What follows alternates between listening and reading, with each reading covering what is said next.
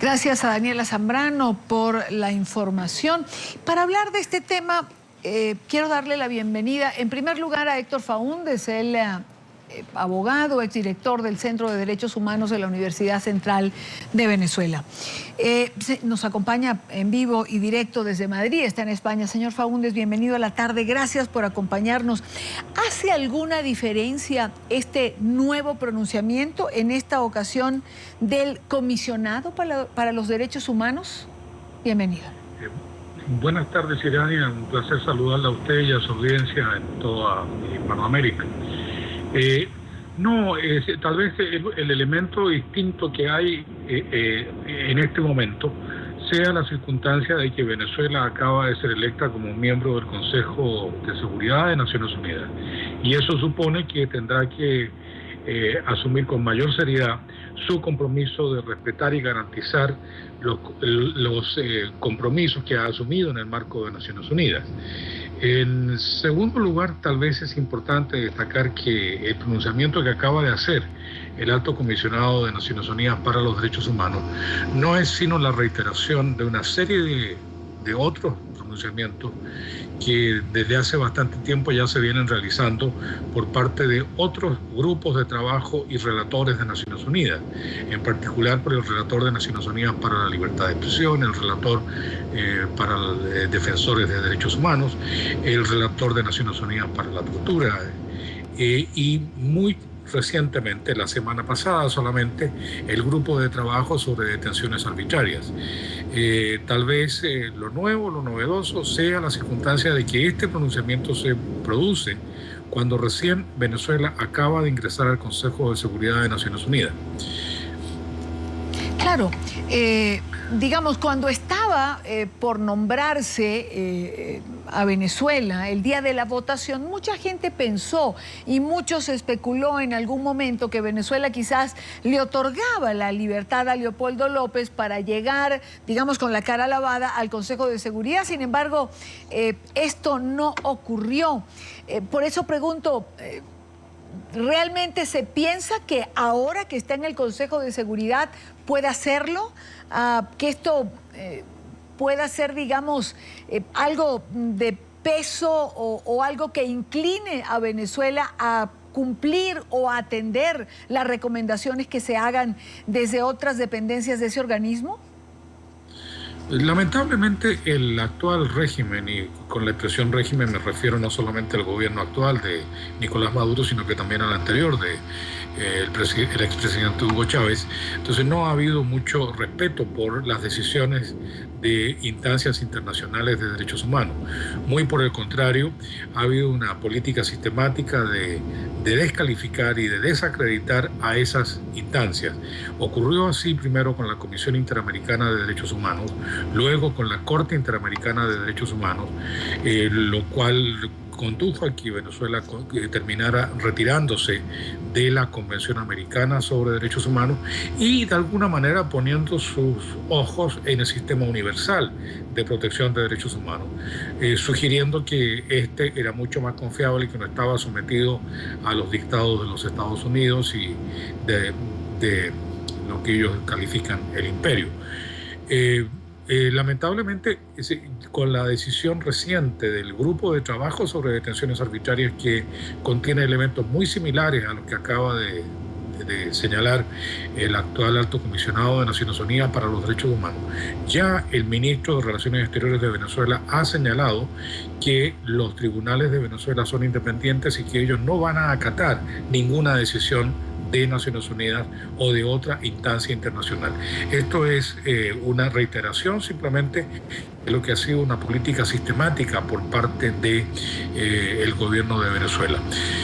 Creo que es importante destacar que el informe, el comunicado de prensa con el informe del Alto Comisionado de Naciones Unidas para Derechos Humanos se refiere no solamente a la privación arbitraria de libertad de Leopoldo López y sino que también a la circunstancia de que no están dadas las condiciones para que ellos puedan disfrutar de un debido proceso legal, y también al hecho de que desde febrero pasado hasta la fecha ha habido más de 3.300 personas que han sido víctimas de detenciones arbitrarias.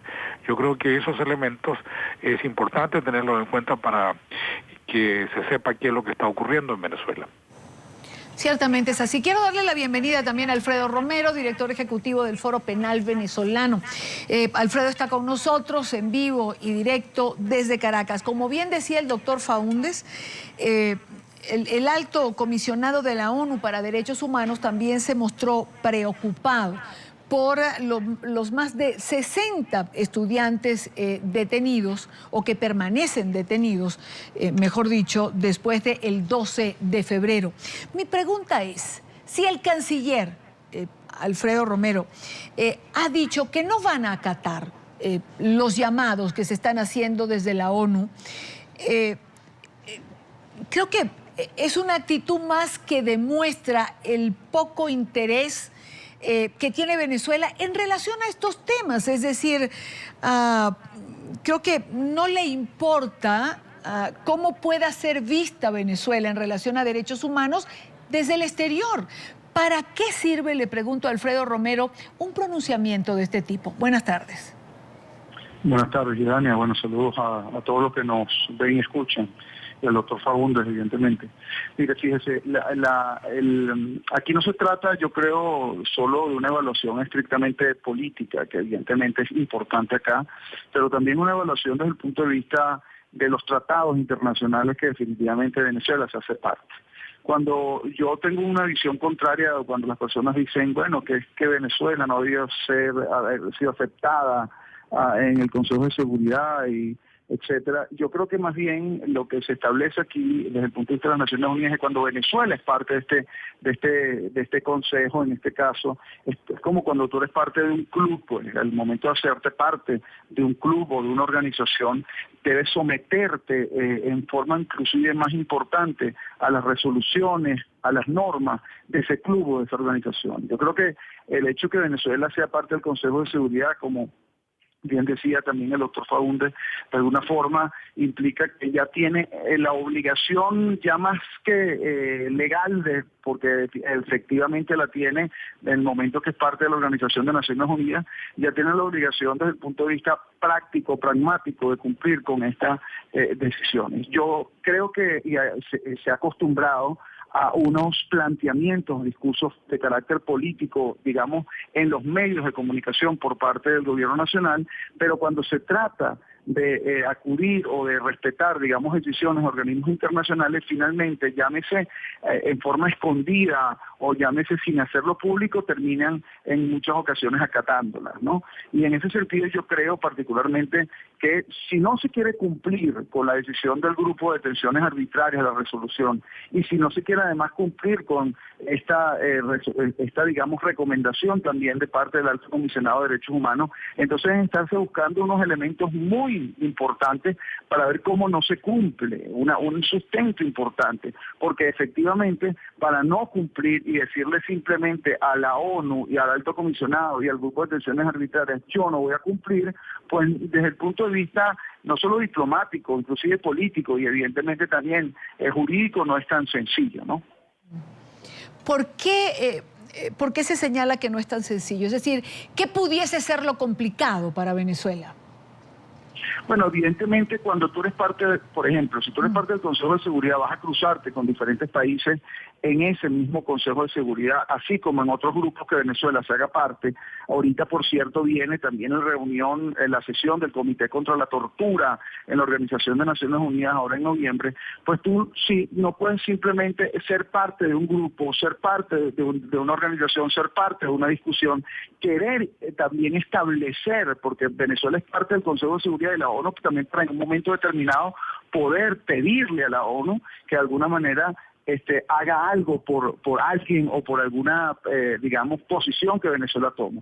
Si tú no cumples con esas decisiones el día de mañana, tampoco puedes exigir ni pedir absolutamente nada. Entonces yo particularmente pienso que, repito, Venezuela se encuentra, yo entiendo que el gobierno nacional muy probablemente no tiene la intención o parte de ellos de liberar a Leopoldo López y a Daniel Ceballos por circunstancias estrictamente políticas. Sin embargo, se ve la inclusividad de decir, bueno, si o no cumplo por una simple y, digamos, posición totalmente arrogante, quizás desde el punto de vista de gobierno, y si no cumplo, pues evidentemente me someto pues de alguna forma a la posibilidad de ser no excluido desde el punto de vista estrictamente legal, pero excluido desde el punto de vista de la posición que se tome ante estos organismos. Ahora, también desde el punto de vista de Venezuela y desde el punto de vista de los organismos internacionales y de todos los organismos de respeto a los derechos humanos, también Venezuela se coloca en una posición que es la siguiente. Bueno, entonces ya Venezuela, de alguna manera, digamos, el gobierno venezolano se destapa, se quita la máscara y dice, bueno, efectivamente ya ante el mundo entero el gobierno venezolano no respeta ni cumple ni le importa los derechos humanos. Esos son, digamos, los mensajes que de alguna manera se puedan estar dando si acaso no se cumple con esta decisión. Doctor Faúndez, ¿se puede ser optimista? ¿Piensa usted que presionado por la circunstancia internacional, como señala Alfredo Romero, y cómo es la posición de otras personas que he tenido la oportunidad de entrevistar, que quizá Venezuela, al estar dentro del Consejo de Seguridad, de alguna manera se sienta obligada a atender estas recomendaciones? El problema es que en la política de Naciones Unidas, en el funcionamiento de Naciones Unidas, hay demasiada hipocresía, ¿no? La sola circunstancia de que Venezuela forme parte de una instancia que tiene como competencia el mantenimiento de la paz y la seguridad internacional es de por sí un hecho que refleja esa falta de coherencia. Además ha habido ya en otros órganos de Naciones Unidas, por ejemplo en el Consejo de Derechos Humanos, en algún momento ha formado parte de ese Libia, y otros países con una trayectoria o con un récord en materia de derechos humanos absolutamente detestable, lo cual hace que en lo personal yo no tenga demasiada confianza en que la política de Naciones Unidas, la circunstancia de que Venezuela forme parte del Consejo de Seguridad en este momento vaya de alguna manera a influir favorablemente en esta circunstancia, ¿no? Yo creo que más bien la presión que puedan ejercer los estados por otras vías y por otros canales, eso de alguna manera sí podrá tener algún efecto. Desde luego, no es solamente el Alto Comisionado de Derechos Humanos de Naciones Unidas, ni es solamente el grupo de trabajo sobre detenciones arbitrarias, quienes han condenado al gobierno de Venezuela por las detenciones de Leopoldo López, de Ceballos, de los estudiantes y de numerosas otras personas, de miles de personas que han sido víctimas de esta política de represión del Estado venezolano. Eso unido al aislamiento que pueda llegar a ejercerse sobre Venezuela en otros foros y en otras instancias internacionales, me imagino que tendrá que tener algún efecto y en algún momento Venezuela tendrá que reconocer que es un precio demasiado caro a pagar el no respetar los derechos humanos. Evidentemente. Alfredo, otra pregunta. Esta reunión de la que hablas, que va a realizarse en noviembre y que tiene que ver con la tortura, ¿sí se va a llevar a este encuentro los casos que ha documentado, por ejemplo, el Foro Penal en relación a los jóvenes que fueron torturados en Venezuela tras la protesta del 12 de febrero?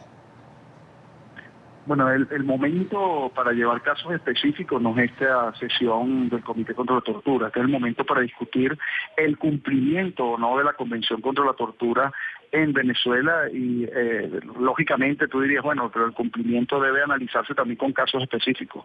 Ciertamente se verán y probablemente se analizarán algunos casos en términos generales y los patrones que de alguna manera se llevan a cabo. Sin embargo, el Comité contra la Tortura es como también funciona como una especie de tribunal. Esto es una reunión, digamos, más bien de discusión sobre el tema amplio, y como tribunal sí se pueden llevar, así como se llevan denuncias con relación a detenciones arbitrarias, también allí, pero un poco incluso más amplio y más actuando como árbitro en términos generales, pueden llevarse casos específicos en relación con tortura que nosotros como Foro Penal Venezolano estamos evaluando, tomando en cuenta pues los casos y tomando en cuenta además el proceso de investigación que se ha venido llevando a cabo en Venezuela, si es que se ha llevado a cabo en muchos casos. No hay que obviar que nosotros hemos registrado y tenemos pues ya más de 153 casos de torturas, tratos crueles, inhumanos solo este año, sin contar otros casos que vienen transcurriendo del año pasado y que a nosotros particularmente nos interesa que se investiguen y que se establezcan las responsabilidades. Si no se investiga y se establece la responsabilidad, pues acudimos a instancias que a veces se llaman internacionales, como si estuvieran fuera de Venezuela, pero no es así, son instancias de las cuales somos parte, porque hemos suscrito tratados que nuestra Constitución permite que esos tratados y esas instancias tengan efecto vinculante sobre la jurisdicción venezolana. Quiero agradecer a nuestros invitados, a Héctor Faúndez desde Madrid, está en vivo, y Alfredo Romero, que está también en vivo y nos acompaña desde Caracas. Gracias a ambos por ayudarnos a entender y a comentar todo lo que ocurre en relación a las solicitudes que desde la ONU se está haciendo en relación a estos casos. Buenas noches, doctor Faúndez. Buenas tardes, Alfredo Romero. Buenas noches, y Dania, un placer saludarla. Igualmente, para nosotros tenerlos a ambos en el programa.